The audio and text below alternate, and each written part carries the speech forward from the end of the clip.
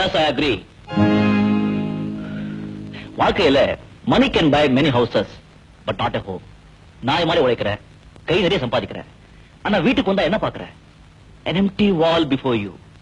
அதே கல்யாணத்துக்கு பிறகு வீட்டுல உனக்காக ஒரு ஜீவன் காத்துக்கிட்டு இருக்கா நினைக்கிறப்போ ஒரு ஜாய், ஒரு thrill, ஒரு ரெஸ்பான்சிபிலிட்டி. காதலிக்கிறேன்னு தவிர கல்யாணத்தை பத்தி தீவிரமா நினைச்சு கூட பார்க்கல. கல்யாணம் இல்லாத காதல் நூல் இல்லாத காத்தாடி மாதிரி உனக்கு சொந்தம் இல்ல. வாழ்க்கையில தொழில்ல மேல போனோம் ரஜினி. உன் வெயிட் என்ன? 140 பவுண்ட். என் வெயிட் 160 பவுண்ட்.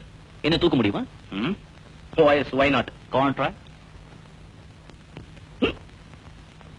போதுமா? இன்னும் 10 நிமிஷம் தூக்கிட்டு இருக்கவா? போதும். கரெக்ட். 160 பவுண்ட் தூக்கிட்ட 140 பவுண்ட் தூக்க முடியுமா உன்னால? என்னடா ரஜினி, 160 பவுண்டியா தூக்கின 140 பவுண்டியா தூக்க முடியாது. எடையை கொண்டு வா. எடையா? எடை எதுக்கு? உன் எடையை 140 பவுண்ட் தானே. உன்னையே கொஞ்சம் தூக்கிக்கோ.